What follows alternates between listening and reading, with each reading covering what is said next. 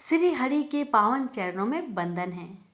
प्यारे भक्तों, आज है बैसाख मास की 11वां दिन और आज आप सभी रसपान करेंगे बैसाख महात्म्य की आज की पावन कथा। यह कोई साधारण कथा नहीं, यह आत्मा के उत्थान की सीढ़ी है। यह वह मार्ग है जहाँ श्रोता भी साधक बनता है। महात्म्य की कथा सुनना ऐसा है जैसे तप, धर्म, व्रत और दान। शास्त्रों में कहा गया है, महापुरुषों की वाणी, उनका आचरण और उनके जीवन प्रसंग ये हमें संसार सागर से पार लगाने की शक्ति देते हैं। जिस घर में कथा होती है वहाँ से पाप, कलेश और अंधकार दूर होता है। जिस मन में कथा बसती है वहाँ ईश्वर स्वयं वास करते हैं। इस कथा का महात्म्य इतना महान है कि इसे सुनकर पूर्व जन्मों के कर्म का प्रभाव शांत होता है। जीवन में शांति, संतोष और समृद्धि आती है और अंत में परम गति मोक्ष की प्राप्ति होती है। तो आइए भक्तों, रसपान करते हैं बैसाख महात्म्य की आज की दिव्य कथा। श्रुतदेव कहते हैं, हे परमात्मा, भगवान नारायण 4 भुजाओं से सुशोभित थे। उन्होंने हाथों में शंख, चक्र, गदा और पद्म धारण कर रखे थे। वे पीतांबर धारण करके वन माला से विभूषित थे। भगवती लक्ष्मी तथा एक पार्षद के साथ गरुड़ की पीठ पर विराजित थे। उनका दुस्सह तेज देखकर राजा के नेत्र सहसा मूंद गए। उनके सब अंगों में रोमांच हो आया और नेत्रों से अश्रुधारा प्रवाहित होने लगी। भागवत दर्शन के आनंद में उनका हृदय सर्वथा डूब गया। उन्होंने तत्काल आगे बढ़कर भगवान को साष्टांग प्रणाम किया। फिर प्रेम विहल नेत्र से विश्वात्म देव जगदीश्वर श्री हरि को बहुत देर तक निहार कर उनके चरण धोए और उस जल को अपने मस्तक पर धारण किया। उन्हीं चरणों की धोवन रूपा श्री गंगा जी ब्रह्मा जी सहित तीनों लोकों को पवित्र करती है। तत्पश्चात राजा ने महान वैभव से बहुमूल्य वस्त्र, आभूषण और चंदन से हार, धूप, दीप तथा अमृत के समान नेवत के निवेदन आदि से एवं अपने तन, मन, धन और आत्मा का समर्पण करके आदित्य पुराण पुरुष भगवान विष्णु का पूजन किया। पूजा के बाद इस प्रकार स्तुति की, जो निर्गुण, निरंजन एवं प्रजापतियों के भी आधीश्वर है, ब्रह्मा आदि संपूर्ण देवता जिनकी वंदना करते रहते हैं, उन परम पुरुष भगवान श्री हरि को मैं प्रणाम करता हूँ। शरणागतों की पाप राशि का नाश करने वाले आपके चरणारविंद को परिपक्व योग वाले योगिनियों ने जो अपने हृदय में धारण किया है, यह उनके लिए बड़े सौभाग्य की बात है। बढ़ी हुई भक्ति द्वारा अपने अंतःकरण तथा जीव भाव को भी आपके चरणों में ही चढ़ाकर वे योगी जन उन चरणों के चिंता मात्र से आपके धाम को प्राप्त हुए हैं। विचित्र कर्म करने वाले आप स्वतंत्र परमेश्वर को नमस्कार है। साधु पुरुषों पर अनुग्रह करने वाले आप परमात्मा को प्रणाम है। प्रभु, आपकी माया से मोहित होकर मैं स्त्री और धन रूपी विषयों में ही भटकता रहा हूँ। अनर्थ में ही मेरी अर्थ दृष्टि हो गई थी। प्रभु विश्वामृते, जब जीवन पर आप अनंत शक्ति परमेश्वर की कृपा होती है, तभी उसे महापुरुषों का संग प्राप्त होता है, जिससे यह संसार समुद्र गोप मद के समान हो जाता है।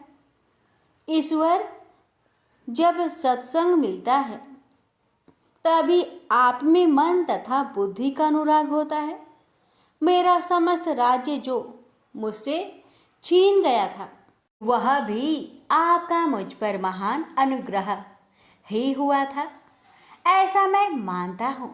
मैं ना तो राज्य चाहता हूँ, न पुत्र आदि की इच्छा रखता हूँ, और न कोष की ही अभिलाषा करता हूँ।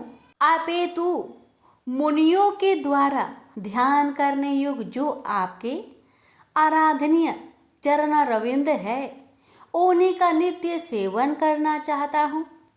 देवेश्वर जगनिवास मुझ पर प्रसन्न होइए, जिससे आपके चरण कमलों की स्मृति बराबर बनी रहे तथा स्त्री पुत्र खजाना एवं आत्मीय कहे जाने वाले सब पदार्थों में जो मेरी आसक्ति है वह सदा के लिए दूर हो जाए।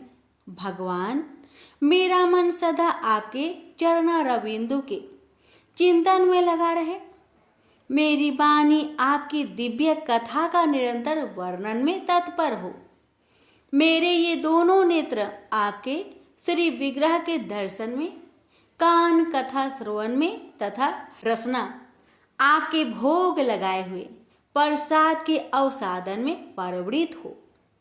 प्रभु, मेरी नासिका आपके चरण कमलों की तथा आपके भक्त जनों की गंध, विलेपन आदि की सुगंध लेने में, दोनों हाथ आपके मंदिर में झाड़ू देने आदि की सेवा में, दोनों पैर आपके तीर्थ और कथा स्थान की यात्रा करने में तथा मस्तक निरंतर आपको प्रणाम करने में संलग्न रहे।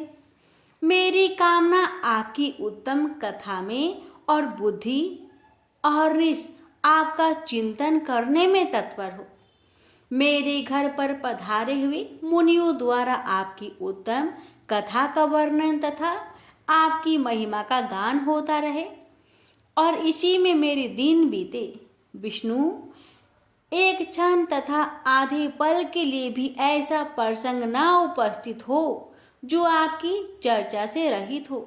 हरे, मैं परमेष्टि ब्रह्मा का पद, भूतल का चक्रवर्ती, राज्य और मोक्ष भी नहीं चाहता, केवल आपके चरणों की निरंतर सेवा चाहता हूँ, जिसके लिए लक्ष्मी जी तथा ब्रह्मा शंकर आदि देवता भी सदा प्रार्थना क्या करते हैं। राजा के इस प्रकार स्तुति करने पर कमल नयन भगवान विष्णु ने प्रसन्न हो मेघ के समान गंभीर वाणी में इस प्रकार कहे, हे राजन, मैं जानता हूँ तुम मेरे श्रेष्ठ भक्त हो, कामना रहित और निष्पाप हो। नरेश्वर, मुझ में तुम्हारे दृढ़ भक्ति हो और अंत में तुम मेरा सायुज्य प्राप्त करो। तुम्हारे द्वारा किए हुए इस स्रोत से इस पृथ्वी पर जो लोग स्तुति करेंगे उनके ऊपर संतुष्ट हो मैं उन्हें भोग और मोक्ष प्रदान करूंगा। यह अक्षय तृतीया इस पृथ्वी पर प्रसिद्ध होगी, जिसमें भोग और मोक्ष प्रदान करने वाला मैं तुम्हारे ऊपर प्रसन्न हुआ। जो मनुष्य इस तिथि को किसी भी बहाने से अथवा स्वभाव से ही स्नान, दान आदि क्रियाएं करते हैं, वे मेरे अविनाशी पद को प्राप्त होते हैं। जो मनुष्य पितरों के उद्देश्य से अक्षय तृतीया को श्राद्ध करते हैं, उनका किया हुआ वह श्राद्ध अक्षय होता है। इस तिथि में थोड़ा सा भी जो पुण्य किया जाता है उसका फल अक्षय होता है। नृपश्रेष्ठ, जो कुटुंबी ब्राह्मण को गाय दान करता है, उसके हाथ में सब संपत्तियों की वर्षा करने वाली भुक्ति और मुक्ति भी आ जाती है। जो वैशाख मास में मेरा प्रिय करने वाले धर्मों का अनुष्ठान करता है, उसके जन्म मृत्यु जरा भय और पापों को मैं हर लेता हूँ। अनग, यह वैशाख मास मेरे चरण चिंतन की ही भांति ऐसे सहस्त्रों पापों को हर लेता है जिनके लिए शास्त्रों में कोई प्रायश्चित नहीं मिलता है। राजा को यह वरदान देकर देवाधिदेव भगवान जनार्दन सबके देखते देखते वहीं अंदर ध्यान हो गए। तदंतर राजा पुरुयसा सदा भगवान में ही मन लगाए हुए उनकी सेवा में तत्पर रहकर इस पृथ्वी का पालन करने लगे। देव दुर्लभ समस्त मनोरथों का उपभोग करके अंत में उन्होंने चक्रधारी भगवान विष्णु का सायुज्य प्राप्त कर लिया। जो इस उत्तम उपाख्यान को सुनते और सुनाते हैं वे सब पापों से मुक्त हो भगवान विष्णु के परम पद को प्राप्त होते हैं। प्रेम से बोलिए ओम नमो भगवते वासुदेवाय। जय श्री हरि। भक्तों, आज बुधवार दिन होने के कारण मैं आपको सुना रही हूँ गणेश जी की कथा। गणेश जी के प्रकट होने की कथाएं अलग अलग पुराणों में विभिन्न प्रकार से दी गई है। इनके प्रकट होने का कथाओं में समानता का अभाव है। हम सभी पुराणों से गणपति के प्रकट होने की कथाओं का सार ग्रंथ में लिख रहे हैं ताकि देवभक्त इन्हें श्रवण कर ज्ञान प्राप्त कर सके और अपने उपास्य और प्रथम पूज्य विघ्नहारी देव की लीलाओं का सही परिचय प्राप्त कर सके। पद्म पुराण के सृष्टि खंड अर्थात रचना विभाग में गजवदन के उत्पन्न होने की सुंदर, मनमोहक, मंगलमयी और कल्याणकारी कथा इस प्रकार वर्णित है। हिमालय की पुत्री पार्वती के विवाह संस्कार के बाद भगवान शंकर अपनी अति स्नेहमयी गिरिजा को अनेक रमणीय, आकर्षक और एकांत वन उपवनों में विहार के लिए ले गए। शिव अति प्रसन्न अवस्था में प्रकृति के अनुपम सौंदर्य का आनंद लेते हुए अपनी अर्धांगिनी गौरा के साथ भ्रमण करते रहे। इस बीच एक बार की बात है कि एक बार भगवान शंकर की अर्धांगिनी पार्वती ने अपने शरीर में चंदन, कपूर और सुवासित तेल युक्त तत्व का उपटन बनाकर लगाया। शरीर से गिरने वाले उपटन के अवशेष से पार्वती ने खेल खेल में एक पुरुष की आकृति की रचना कर डाली। उस आकृति का मुख गज के समान था। जब माता गौरा स्नान के लिए गंगा नदी में उतरी तो मनोविनोद के लिए उस गजमुख आकृति को पावन पुण्य सलीला गंगा जी में डाल दिया। गंगा जी पार्वती जी को अपनी परम स्नेह सखी मानती थी। तीनों लोगों को तारने वाली गंगा के जल में पड़ते ही उपटन के अवशेषों से बना हुआ खिलौना एक बड़ी आकृति में बदल गया। शंकर के साथ शोभ्यमान होने वाली माता पार्वती ने गजमुख वाली उस रचना को अपना पुत्र कहकर पुकारा। गंगा जी ने भी सहेली के पुत्र को अपना पुत्र मान लिया। देवगण अर्थात देवताओं ने उसे गंगा का पुत्र कहकर आदर सम्मान दिया और गंगा की भांति आराध्य व पूजनीय मान लिया। संसार की सभी कलाओं को उत्पन्न करने वाले ब्रह्मा जी ने उन्हें गणों का स्वामी बना दिया। इस प्रकार सभी देवता गज वदन अर्थात गणपति की पूजा करने लगे। देवगणों के स्वामी, नायक और आराध्य गणेश की पूजा कालांतर में मनुष्य समाज में भी प्रारंभ हो गई। लिंग पुराण के प्रारंभ में गणपति के प्रकट होने की कथा पद्म पुराण से थोड़ी भिन्न है। एक बार की बात है कि सभी देवताओं ने मिलकर एक सभा आयोजित की। उस सभा में यह विचार रखा गया कि असुर सदा ही देवताओं को सताते व युद्ध करते रहते हैं। क्या ही अच्छा हो कि हमारे साथ कोई ऐसा बढ़िया शक्ति लग जाए जिससे देवता असुरों को पराजित कर सके। शिव जी असुरों का पक्ष लेते हैं और उनकी आराधना से शीघ्र ही प्रसन्न हो जाते हैं। उनके वरदान से असुर देवताओं को युद्ध में पराजित कर देते हैं। देवताओं ने सोचा कि जब शिव स्वयं देवता हैं, तो हम भी क्यों ना उस अत्यंत विध्वंसकारी बैल की सवारी करने वाले और चार मुख वाले देवता की आराधना करके मनोवांछित फल प्राप्त करें। जब शंकर जी असुरों की प्रार्थना को शीघ्र व सहर्ष स्वीकार कर उन्हें मोनो अनुकूल वर देते हैं, तो क्या देवताओं को नहीं देंगे। इन शक्तिशाली दैत्यों के कारण देवताओं को अनेक कष्टों का सामना करना पड़ता था। देवता कहने लगे कि हम सभी अपनी विजय और असुरों के कार्य को खंडित करने की शक्ति प्राप्त करने के लिए तुरंत सुख व संतोष देने वाले भगवान आशुतोष शिव की पूजा अर्चना करे। यह विचार विमर्श करके देव समुदाय पार्वती के स्वामी शिव के पास जाकर उनकी स्तुति और पूजा करने लगे। अत्यंत शीघ्र प्रसन्न होने वाले भोले शंकर उनकी प्रार्थना से बेहद प्रसन्न हुए और देवताओं से बोले कि हे देवगण, आप कोई भी इच्छित वर मांग सकते हैं, मैं आप पर अत्यधिक प्रसन्न हूँ। तब ज्ञान के भंडार और गुरुओं में श्रेष्ठ बृहस्पति ने भी देवताओं के लिए भगवान शिव से निवेदन किया कि हे कृपालु प्रभु, देवताओं के शत्रु असुरों की पूजा से प्रसन्न होकर आप उन्हें उनकी इच्छा के अनुसार वर देते हैं, जिससे वे समर्थवान होकर देवताओं को सताते व कष्ट देते रहते हैं। हम सब देवगण उन असुर शक्तियों और दानवों के कार्य में बाधा डाल सके, ऐसा वर आप हमें प्रदान करें।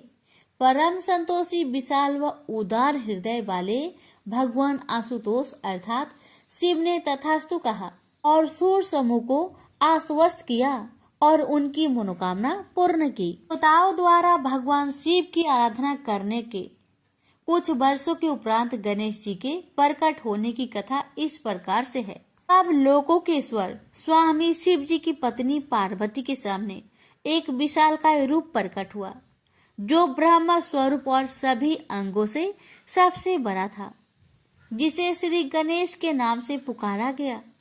उस महान तेजस्वी दीर्घ बलिष्ठ और प्रतापी बालक का मुख हाथी जैसा था। उस बालक के एक हाथ में त्रिशूल और दूसरे हाथ में पास था। सब विघ्न बाधाओं का नाश करने वाले इस अवतार का धरती पर जन्म होते ही देवताओं में हर्ष की लहर दौड़ गई। खुशी के मारे सूर्य देवलोक से गजानन पर फूलों की वर्षा करने लगे और बार बार उनके चरणों में प्रणाम करते और प्रसन्नचित हो जाते थे। तीनों लोगों का कल्याण करने वाली हिमालय की पुत्री करुणा व दया की मूर्ति गौरा ने गजानन को अपना पुत्र मान लिया और उन्होंने अपने प्रिय पुत्र को बड़े सुंदर आकर्षक और विचित्र आभूषण व वस्त्र आदि पहनाए। देवताओं में भी देवतुल्य भगवान शंकर ने अपने प्राण प्रिय पुत्र के लिए अन्य धार्मिक और जात कर्म संस्कार करवाए। महादेव ने अपने पुत्र गणेश से कहा कि पुत्र, तुम्हारा जन्म देवताओं की रक्षा के लिए हुआ है, तुम्हें दैत्यों का नाश करना है। ब्राह्मणों और ब्रह्मा को मानने वाले संतों के उपकार व भलाई के लिए तुमने अवतार लिया है। यदि धरती पर कोई दक्षिणा रहित यज्ञ हवन पूजन करे तो खुद जाकर उस कार्य के मार्ग में रुकावट यानी विघ्न उपस्थित करो, क्योंकि धर्म कार्य पूर्ण विधि पूर्वक होना चाहिए। दक्षिणाहीन यज्ञ करने वाले यज्ञकर्ता के कार्य में विघ्न डालकर उसे स्वर्ग न जाने दो। आगे भगवान शंकर कहने लगे कि जो भी संसार में गलत ढंग से या अन्यायपूर्ण कार्य करता है, तुम उसके प्राणों का नाश करो। जो गलत तरीके से अध्ययन, अध्यापन, व्याख्यान या अन्य धार्मिक कार्य करता है, हे गणेश, तुम उसके प्राणों का हरण करते रहो। जो व्यक्ति या स्त्री पुरुष वर्ण, धर्म और जाति के प्रति कर्तव्य पालन व धर्म पालन में निष्ठा न रखते हो और स्वधर्म से विमुख होकर चले, तुम उनके प्राणों का हरण करते रहो। हे शिव पुत्र गजानन, जो स्त्रियां नित्य प्रति तुम्हारी विधि पूर्वक पूजा अर्चना करे, उन्हें अपनी सम्मता प्रदान करो। हे मानवों से श्रेष्ठ गणपति, तुम अपने भक्तों की सदा रक्षा करो। इस लोक और परलोक में अपने भक्तों की रक्षा करना तुम्हारा धर्म है। विघ्न बाधाओं को दूर करने वाले, जीवन को मंगलमय बनाने वाले, प्रदा स्मरणीय गणेश, तुम सदा तीनों लोकों में पूजनीय ही रहो। चतुर्मुख शिवजी ने गणेश जी से आगे ये भी कहा कि जो मेरी चक्रधारी विष्णु की अथवा परमेश्वर ब्रह्मा जी की यज्ञों द्वारा अथवा ब्राह्मणों के मध्य से पूजा करते हैं, उन्हें सबसे पहले तुम्हारी पूजा करनी होगी। सभी धार्मिक कर्म कांड और मंगलकारी कार्यों में सर्वप्रथम तुम ही पूजे जाओगे। हे गणपति, तुम्हारी पूजा किए बिना जो भी शुद्ध कर्म या कल्याणकारी कार्य अथवा कर्मों का अनुष्ठान करेगा, उसका मंगल भी अमंगल में बदल जाएगा, उसके शुभ कर्म भी अशुभ हो जाएंगे। वर्ण व्यवस्था में कथिक चारों जातियों ब्राह्मण, क्षत्रिय, वैश्य और शूद्र द्वारा भी सभी कार्यों की सिद्धि के लिए सर्वप्रथम तुम ही पूजे जाओगे। यह तुम्हारे लिए मेरा अटल आशीर्वाद है। भगवान गजानन की पूजा विधि का वर्णन करते हुए परमपिता शंकर ने कहा कि तीनों लोकों में मनुष्य देवता तुम्हारी पूजा किए बिना कुछ भी प्राप्त नहीं कर सकेंगे। चंदन, धूप, दीप, फल फूल और अक्षत आदि को उपहार स्वरूप चरणों में आशीर्वाद कर ही वे कुछ प्राप्त कर सकेंगे, अन्यथा नहीं। संसार में जो भी तुम्हारी पूजा करेंगे वे इंद्र और अन्य देवताओं के द्वारा भी पूजे जाएंगे। मनुष्य समाज और देव समाज में जो फल की कामना से ब्रह्मा, विष्णु इत्यादि की पूजा करेंगे लेकिन तुम्हारी पूजा नहीं करेंगे, उन्हें तुम विघ्न बाधा पहुंचाकर कष्ट दोगे। तुम्हारी सर्वप्रथम पूजा के बिना तीनों लोकों में किसी के भी कल्याणकारी कार्य सिद्ध नहीं होंगे। महात्मा शिव का आशीर्वाद पाकर पार्वती पुत्र गणपति ने विघ्न गणों को उत्पन्न किया। सबके हृदय में निवास करने वाले शिव जी के चरण में अपने गणों के साथ जाकर प्रणाम किया और उनसे आशीर्वाद प्राप्त किया। हे मुनियों, गणेश जी के उत्पन्न होने की एक और कथा बड़ी रोचक और मनोहारी है। एक समय की बात है कि देवी पार्वती अपने आराध्य स्वामी शंकर के साथ कैलाश पर्वत पर रह रही थी। भगवती गिरिजा की दो प्रिय सखियां भी उनके साथ थी, जिनका नाम क्रमशः विजया और जया थे। नारायणी पार्वती एक दिन अपनी सखियों के साथ बैठी मनोविनोद में व्यस्त थी कि दोनों सखियां कहने लगी कि हे भगवती, सभी गण महेश्वर शिव जी के हैं, आपके नहीं। नंदी, भृंगी, अन्य सभी गण भगवान शंकर की सेवाओं के लिए तत्पर रहते हैं। तुरंत मनोकामना पूर्ण करने वाले भगवान आशुतोष अपने गणों की भक्ति और सेवा से अत्यधिक प्रसन्न हैं। वे गण अपनी अनन्य भक्ति सेवा के कारण ही द्वारपाल बने हुए हैं। यह बात ठीक है कि वे गण हमारे भी सेवक है, पर फिर भी हमारी इच्छा है कि हमारे लिए भी आप एक गण बना दीजिए जो सदा हमारी आज्ञा अनुसार हमारी सेवा में उपस्थित रहे। एक दिन शिवजी के गण नंदी स्नानागार के द्वार पर खड़ा था और माँ गौरा स्नानगार में जल क्रीड़ा कर रही थी। पार्वती निश्चित होकर स्नान कर रही थी कि शत्रुओं के नाशक भगवान शंकर अपनी परम प्रिया पार्वती के पास जाने हेतु स्नानगार के द्वार पर पहुंचे। शिवजी के अनन्य उपासक नंदी ने कहा कि माँ पार्वती स्नान कर रही है, आप अंदर नहीं जा सकते। भूत प्रेत महात्माओं में भी पूजनीय भोले शंकर ने नंदी का कहना नहीं माना और अंदर चले गए। शिव प्रिया ने उस हाल में प्रभु शंकर को अपने इतना निकट देखा तो वे लज्जा और संकोच से अस्तमत खड़ी की खड़ी रह गई। वो बार बार यह सोचकर हैरान हो रही थी कि द्वार पर नंदी द्वारपाल बने खड़े हैं। उनके होते हुए त्रिलोकी के स्वामी मेरे आराध्य यहाँ कैसे पहुंचाए? उनके मन में शिवजी के गणों के प्रति जो भरोसा था उसमें उन्हें कुछ संदेह होने लगा।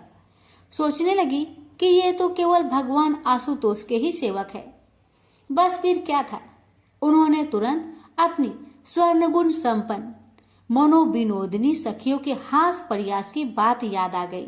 पार्वती जी सोचने लगी कि जया और विजया ठीक ही कहती थी कि ये गण तो केवल मेरे प्रभु शंकर जी की कृपा के कारण ही मेरे द्वारपाल बने हुए हैं। वे मन ही मन विचार करने लगी कि यदि मेरा कोई अपना गण होता तो क्या भगवान आशुतोष यूं यकायक स्नानगार में आ सकते थे? ये सच है कि शिव जी के गणों पर मेरा कोई अधिकार नहीं है। मुझे भी अपने पास एक ऐसा सेवक रखना है अक्षरश मेरे आदेश का पालन करे, जो हर प्रकार से गुणी और कार्य कुशल भी हो। इस प्रकार तीनों लोकों की ईश्वरीय देवी गिरिजा ने योग बल अर्थात शक्ति व सामर्थ्य से एक अनुपम गण की रचना कर डाली। वह गण सर्वगुण संपन्न था, सुडौल, विशाल, शोभायुक्त, परम बलशाली उसका शरीर था। माता पार्वती ने अपने उस गण को अनेक सुंदर और उत्तम वस्त्र व आभूषणों से सजाया और उसे पास बुलाकर कहने लगी कि आज से तुम मेरे पुत्र हो। तुम्हारे जितना प्यार, दुलारा और स्नेही मेरे लिए कोई और नहीं है। उस विशाल शरीरधारी, तेजस्वी, बुद्धिमान और बलवान पुरुष ने अपनी माता शिव प्रिया पार्वती के चरणों को छुआ और कहने लगे कि माता अंबिके, आपकी समस्त आज्ञाओं का मैं सदैव पालन करूंगा। आप अपनी इच्छा और आज्ञा बताकर मुझ पर कृपा करें। तब सभी देवियों में महान ईश्वरीय देवी भगवती ने खुश होकर अपने पुत्र से कहा कि हर प्रकार से तुम मेरे हो, बस आज से तुम मेरे द्वारपालक बन जाओ। मेरी अनुमति के बिना कोई भी मेरे घर में प्रवेश ना करे, चाहे वह कोई भी हो, कहीं से भी आया हो। इस प्रकार से उस नव निर्मित गण को माता पार्वती ने एक दंड दे द्वारपालक बनाकर द्वार पर खड़ा कर दिया। थोड़ी देर बाद गोरोचन व कपूर का तिलक धारण करने वाले पार्वती के प्रिय शिव जी वहां आ पहुंचे। ऐसे ही वे द्वार के अंदर जाने लगे कि गणराज ने पूछा, हे मान्यवर देव, आप कहाँ जाना चाहते हैं? माता पार्वती की आज्ञा के बिना आप भीतर नहीं जा सकते। इस समय जगत की माता भगवती स्नान कर रही है, अतः आप यहाँ से वापस लौट जाए। चंद्र के समान तिलकधारी और श्रेष्ठ शिव जी को अपनी प्रिया पार्वती के पुत्र के बारे में तनिक भी ज्ञान न था। चंद्रमौली शिव जी बोले, तुम्हें पता नहीं कि मैं शिव हूँ और जगत जननी गौरा का स्वामी हूँ। मैं स्वयं यहाँ उनसे मिलने आया हूँ।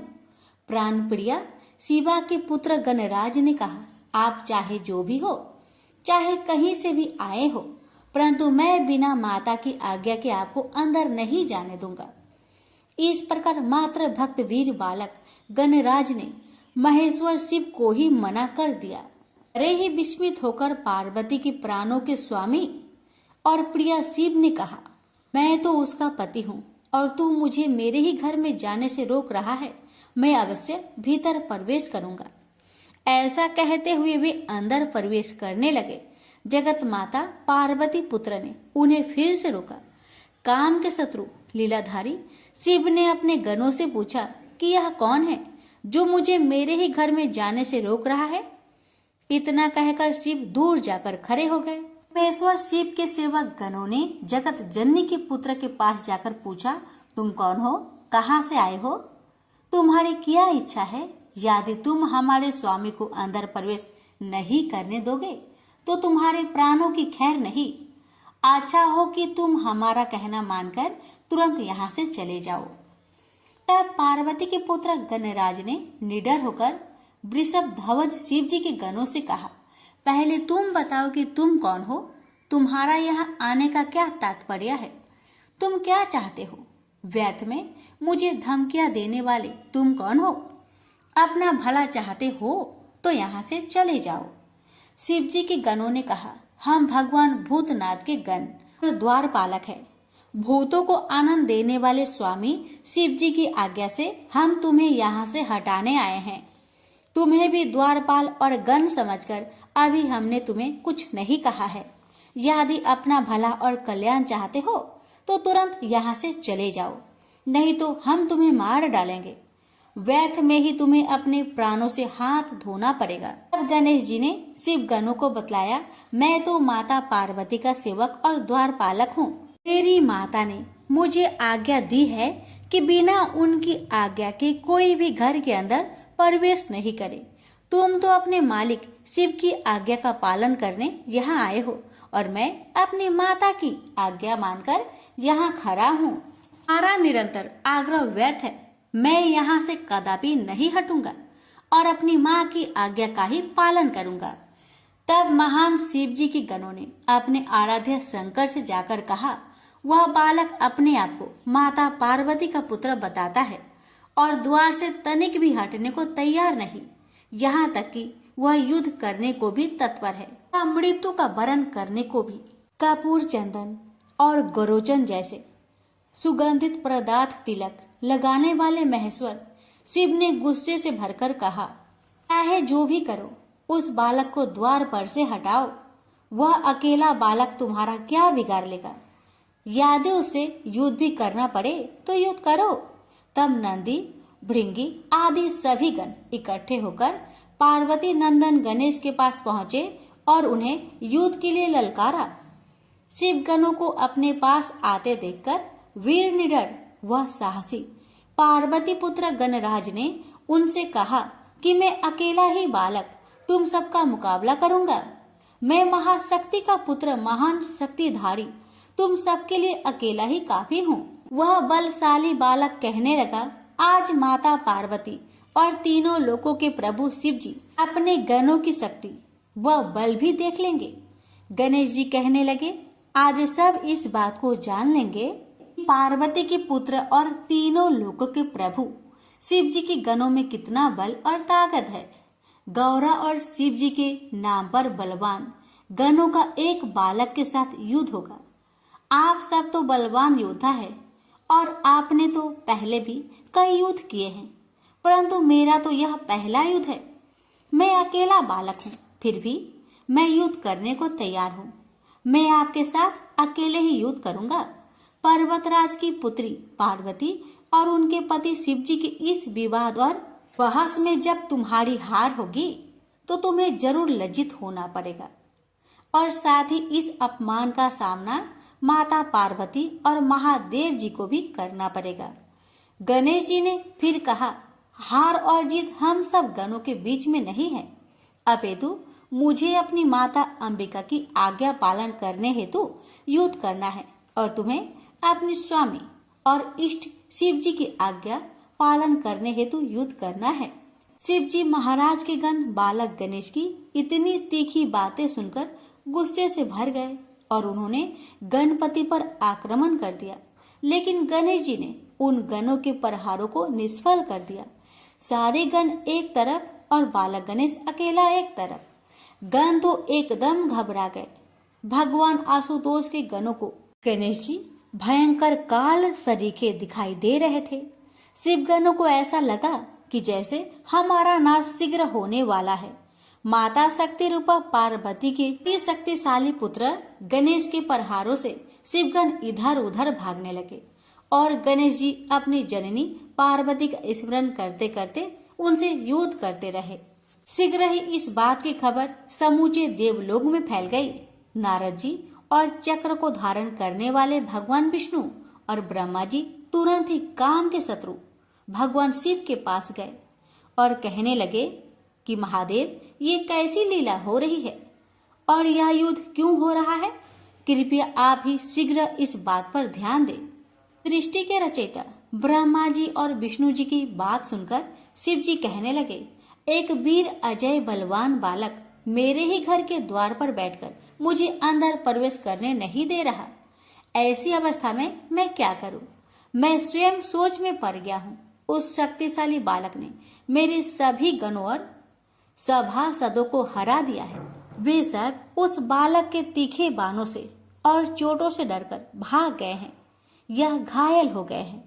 आप सब मिलकर उसे समझाए और कोई न्यायपूर्ण मार्ग निकालकर इस युद्ध को रोकने की चेष्टा करे। ब्रह्मा जी ने बालक को अनेक नीतिपूर्ण और मधुर वचनों से समझाया, पर गणेश जी पर उनके उपदेश का एक भी असर ना हुआ। तभी भगवान विष्णु बोले कि देवताओं में महान देवेश्वर शिव जी, यह बालक तो अजय दिखाई देता है। इसकी सरलता से इसे समाप्त नहीं किया जा सकता। बस केवल एक ही मार्ग है। मैं इस बालक को मोह बंधन में बांधकर अपने जाल में फंसकर शक्तिहीन कर दूंगा। तब हे संसार भर में उज्जवल शंभु, आप तुरंत इस पर प्रहार करके इसे समाप्त कर दीजिए। तब एक ओर से भगवान विष्णु ने गणेश जी को मोहित किया और दूसरी ओर से भगवान शंकर ने अपना त्रिशूल उठाकर उन पर प्रहार किया। उससे गणेश जी का मस्तक कटकर दूर जा गिरा और शरीर एक और जा गिरा। तब सब देवताओं व गणों ने सुख और संतोष की सांस ली। खुशी से सभी नाचने गाने लगे, ढोल नगाड़े और मृदंग बजने लगे और देवगण प्रसन्नचित हो गए। जब माता पार्वती को अपनी सखियों से इस बात की सूचना मिली कि उनके पुत्र का वध करके देवगण खुशियां मना रहे हैं, तो शिव पत्नी गौरा दुख के कारण अत्यधिक व्याकुल हो गई और बिलख बिलख कर अपने पुत्र का वियोग करने लगी। पर तुरंत ही महाशक्ति देवी पार्वती कहने लगी, जैसे देवताओं ने मेरे पुत्र को खत्म किया है, वैसे ही मैं उन्हें मृत्यु की अग्नि में झोंक दूंगी, क्योंकि पुत्र का शोक और व्याकुलता मेरे लिए असहनीय हो गई है। पार्वती जी ने ऐसा विचार करके अपनी सभी तेजस्वी शक्तियों को उत्पन्न किया और उनको आज्ञा देकर कहा कि सारे संसार में प्रलय मचा दो, बिना सोचे समझे त्राही त्राही मचा दो। जहां जो मिले उसको खा लो, अपना शिकार बना लो, चाहे उसमें देवता हो, ऋषि मुनि, यक्ष, किन्नर अथवा अपने पराये कोई भी हो, तुम सभी का भक्षण कर सकती हो। उसके बाद उन देवी शक्तियों ने मिलकर चारों ओर हाहाकार मचा दिया। जहां भी जो मिला उसे अपने क्रोध से भस्म कर दिया या सामने पाते ही उसे समाप्त कर दिया। सभी देवता और राक्षस सोच में पड़ गए। सुरों और असुरों ने मिलकर एक सभा की। सबने अपने अपने जीवन की आशा त्याग दी। सबने एक स्वर में कहा कि अपने जीवन की रक्षा के लिए बस एक ही रास्ता है कि किसी भी प्रकार इन देवी शक्तियों को उत्पन्न करने वाली शक्ति की मूर्ति महादेव की भार्या खुश हो जाए तो हमारे प्राणों की रक्षा हो सकती है, हम सब बच सकते हैं। सुर और असुरों की बातचीत हो ही रही थी कि देवताओं के ऋषि व पूजनीय नारद जी वहां आ पहुंचे। सबने अपनी करुण कथा उन्हें सुनाई और बताया कि कैसे शक्ति रूपा गौरा के कोप का वे शिकार हो रहे हैं। अब तो पर्वत राज की पुत्री ईश्वरीय शक्तियों में महान शक्ति रूपा पार्वती को खुश किए बिना हमारा कल्याण नहीं हो सकता। तो कठिनाई तो यह है कि प्रतिदिन सिद्धियों को सिद्ध करने वाली क्रोधित पार्वती के पास कौन जाए। अब नारद जी के साथ मिलकर सारे देवता और ऋषि मुनि संसार की जननी जगदम्बा के पास पहुंचे और शक्ति रूपा शिवा के चरणों में झुककर प्रणाम किया और उनसे प्रार्थना करने लगे कि हे जगत जननी जगदम्बे, हम सब आपको बार बार नमस्कार करते हैं। हे देवियों में भी परम शक्तिशाली चंडिके, आप संसार की प्रथम व आदि शक्ति है। आप जगत की रचना करने वाली है।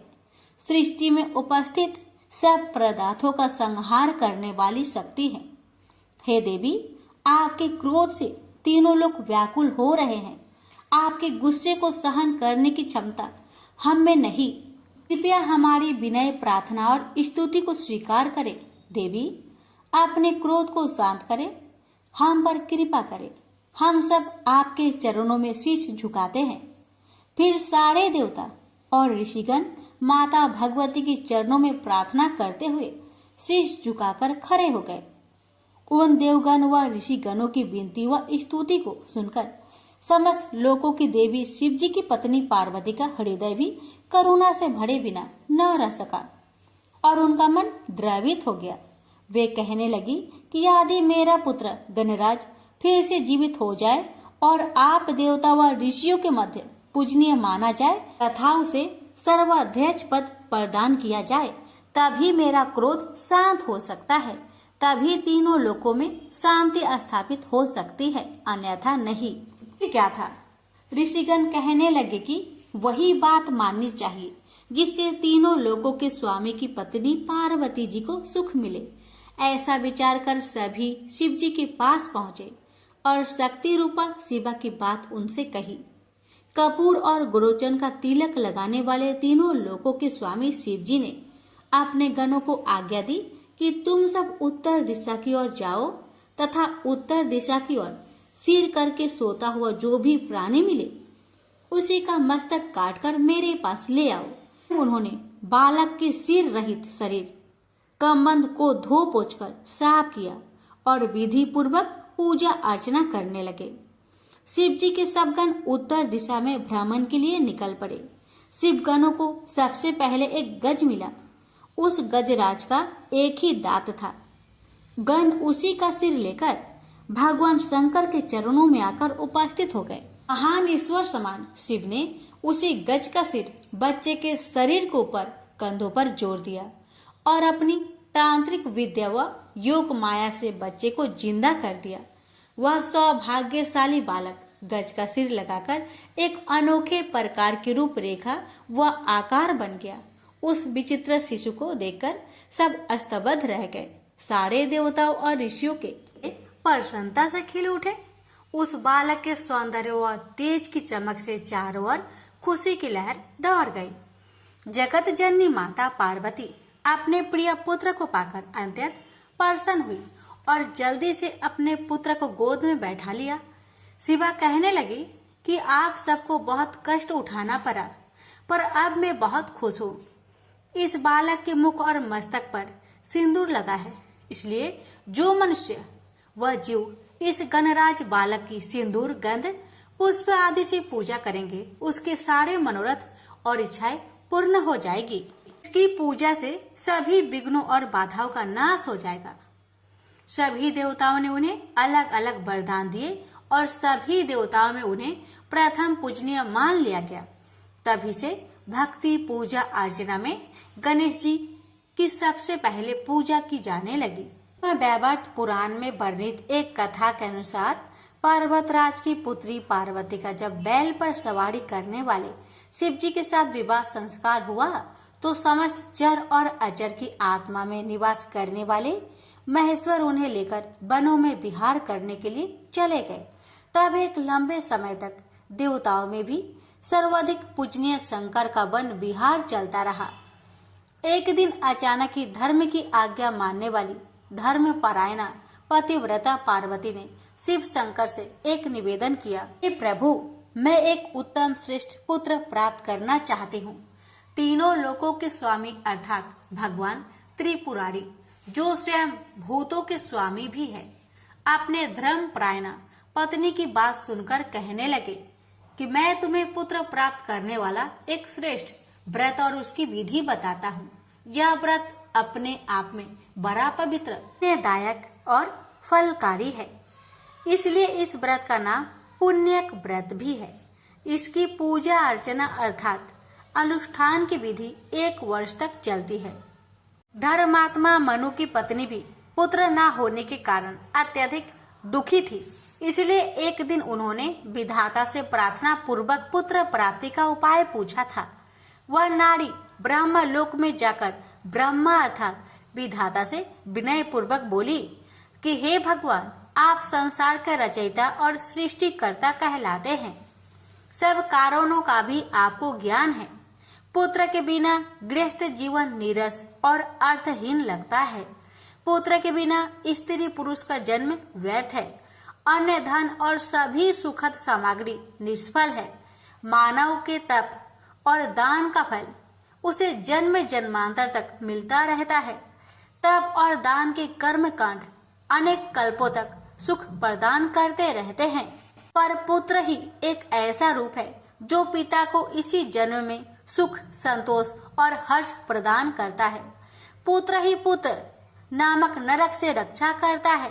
मेरी इच्छा और प्रार्थना को जानकर कृपया आप वह विधि और उपाय बताए जिसके द्वारा बंध्या को भी पुत्र प्राप्त हो सके।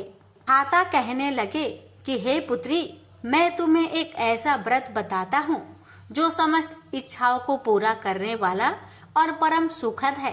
यदि तुम विधि विधान से इस व्रत का अनुष्ठान करोगी तो श्री नारायण विष्णु के स्वरूप जैसे ही श्रेष्ठ और पराक्रमी पुत्र की प्राप्ति तुम्हें होगी।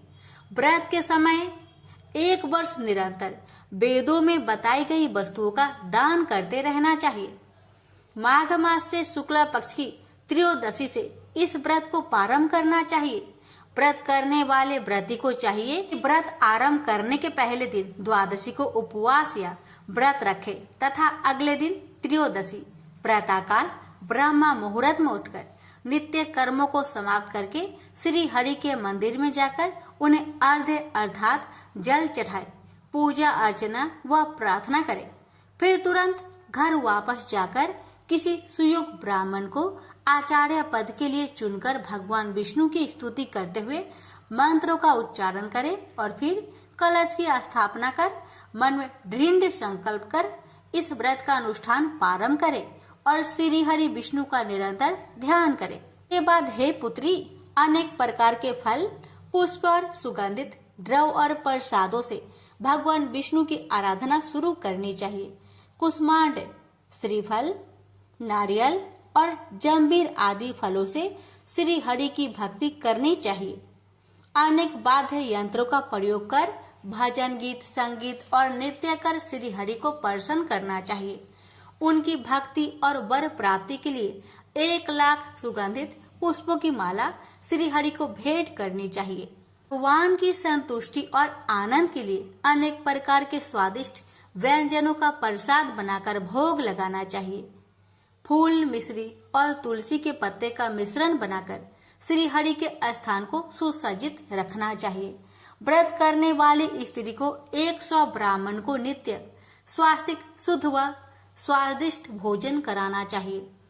भगवान शिव ने पार्वती से कहा कि हे देवी, हर दिन पूजा के समय सुगंधित फूलों से भरकर 100 अंजलियां पावन प्रभु श्री हरि को अर्पित करनी चाहिए और 100 बार शीश झुकाकर प्रणाम करना चाहिए।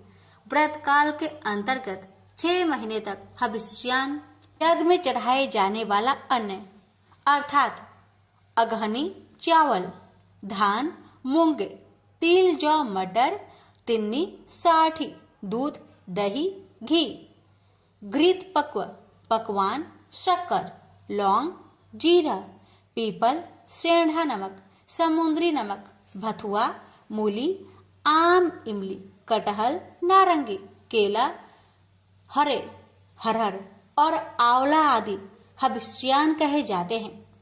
व्रती को 5 मास तक फलहार, 1 पक्ष तक हबी, हरे शाकफल इत्यादि का आहार और 1 पक्ष में केवल जल पर निर्भर रहना होता है। उपयुक्त विधि से व्रत करने पर फिर उसका उद्यापन करना चाहिए।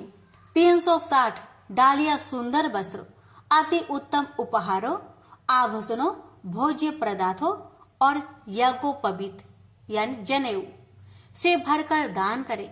हवन यज्ञ में 1360 घी की आहुतियां देकर प्रणाम करें।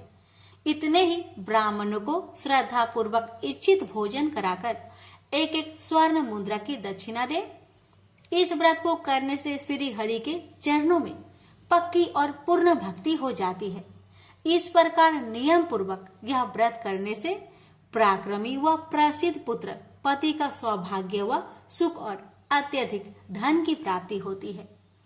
संसार के पितामह अर्थात ब्रह्मा की कृपा व प्रेरणा को पाकर 100 रूपों को धारण करने वाली शत्रुपा सती अत्यधिक प्रभावित व प्रसन्न हुई। फिर उन्होंने इस सुफल को देने वाले व्रत को विधि विधान से श्रद्धा पूर्वक किया।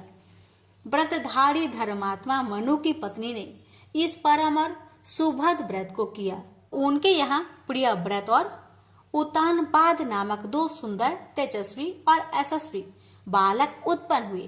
प्रसिद्ध महाभाग देवहूति ने भी जब इस व्रत के महात्म्य को सुना तो उन्होंने भी इस व्रत को धारण करके श्री हरि के अंश कपिल जी को अपने पुत्र रूप में पा लिया था। देवताओं की माता कही जाने वाली अदिति के यहाँ भी वामन भगवान उत्पन्न हुए थे। इस महान और महिमाकारी व्रत के प्रभाव के कारण अनेक सौभाग्यवान और पुत्रहीन नारियां पुत्रवती हुई है। जी कहने लगे, हे प्राण भल्ले, तुम भी इस व्रत का श्रद्धा पूर्वक, विधि पूर्वक, भक्ति पूजा युक्त पालन करो। तुम्हें निश्चय ही परम दुर्लभ पुत्र रत्न प्राप्त होगा। कपूर और सुगंधित गुरुचरण का तिलक धारण करने वाले शंकर के द्वारा ऐसे मधुर और महिमामय वचन सुनकर सती पार्वती ने भी इस पवित्र और सुलभ देने वाले दुर्लभ व्रत को किया था।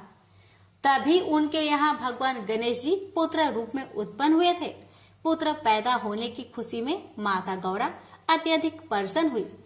स्वर्ग और मोक्ष को दान देने वाले माता पार्वती के स्वामी शिव जी भी पुत्र के उत्पन्न होने से बहुत खुश हुए और उनकी दिव्य प्रेरणा से अनेक वाद्य यंत्र बजने लगे। चहुओर संगीत, नृत्य और आनंद की लहर दौड़ गई। पुत्र प्राप्ति की मंगल कामना पूर्ण होने के कारण परमपिता महादेव ने ब्राह्मणों, बंदियों और भिक्षुओं को नाना प्रकार के रत्न, मूल्य द्रव्य और बहुमूल्य धन संपत्ति का दान किया। प्राणी मात्र के सच्चे साथी, सुभैसी जगत का उद्धार करने वाले, शीघ्र प्रसन्न होने वाले शिव शंकर के घर शिशु के प्रकट होने की खुशी में सभी देवता ऋषिगण खुशी और आनंद से भरकर मदमस्त हो गए। सबने बालक के जीवन के लिए मंगल कामनाएं की।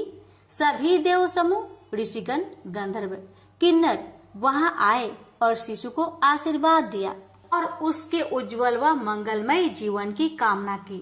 गौरी नंदन अर्थात माता गौरी के पुत्र को देखने के लिए अनेक देवतागण भगवान शंकर के पास आए। देवताओं को गौरी नंदन को देखने जाते हुए सूर्य पुत्र शनिचर अर्थात धीरे धीरे चलने वाला की भी तीव्र इच्छा हुई कि मैं भी भूत भावन अर्थात भूतों को भी अच्छे लगने वाले शिव शंकर के घर जाऊं। बालक गणेश को देखने की कामना से शनिचर ने भूत भावन शिव जी के घर प्रवेश किया। समस्त संसार की जननी पार्वती नवजात शिशु को गोद में लेकर बैठी थी। योगियों में भी महान कहलाए जाने वाले शनिचर माता पार्वती के सम्मुख शीश झुकाकर खड़े हो गए और नतमस्तक होकर उन्हें प्रणाम किया।